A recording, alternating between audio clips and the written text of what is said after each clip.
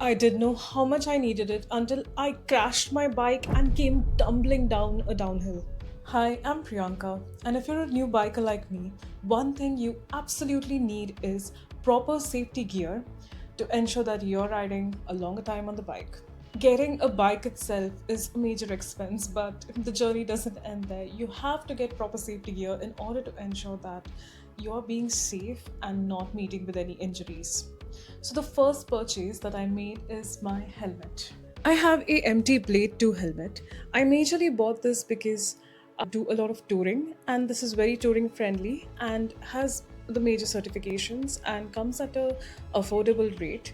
Yes, you can go as high as much as possible in terms of buying the most expensive helmet, but to start with, this is what I went with, and depending on how much I push the bike or maybe how long I continue to ride, I would slowly upgrade my gear. The next thing I wanted to purchase was a good jacket.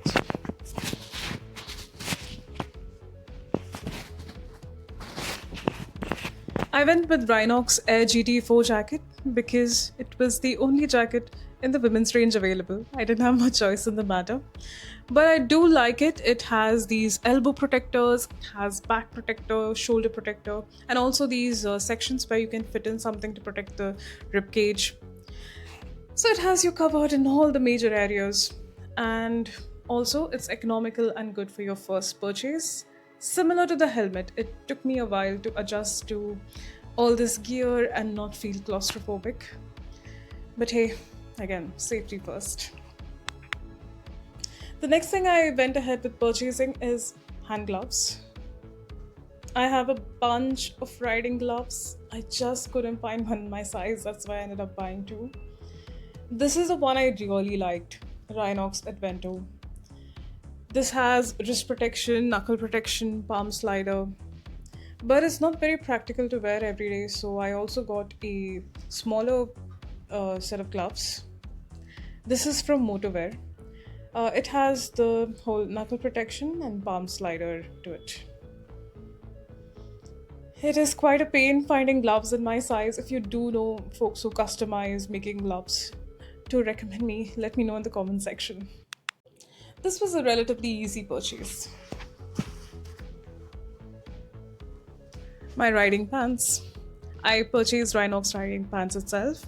It has these protectors at your hip, it has protection at the knee, and overall, it has been pretty well aerated. I've used it for a lot of tours. And I used to previously use these knee protectors instead of riding pants. The problem with that is sometimes it can get unfastened or it can move, and I once crashed my bike downhill by wearing a knee protector with one of its straps unfastened. My whole body was intact after the crash except that one exposed portion of the knee, and boy did I learn my lesson the hard way. Coming to my most difficult purchase. These are my riding boots. Do ignore the mud on them. Your girl is just back from an intense off-roading session. So the reason why it was difficult for me to buy my shoes is because I'm a UK size 4 and there are very few easily accessible riding boots in that size, which are also good. So when I was going on these rides with women-based riding groups, I found someone who had the same shoe size as me and I asked her how did she go about it. And she told me that this Indian brand Gadisol, they do customize shoes based on the size that you give them and they can ship it to you. I checked their catalog, I contacted them. I like the Tourer G Star 11. You can pick the 9 one as well, I'd recommend, because I feel these are a little too bulky. I had to do a lot of adjustments as well because I was not able to sense the clutch because of the distance between my toes and the roof of the shoe. So I had to put some additional padding, and then finally I was able to use these shoes.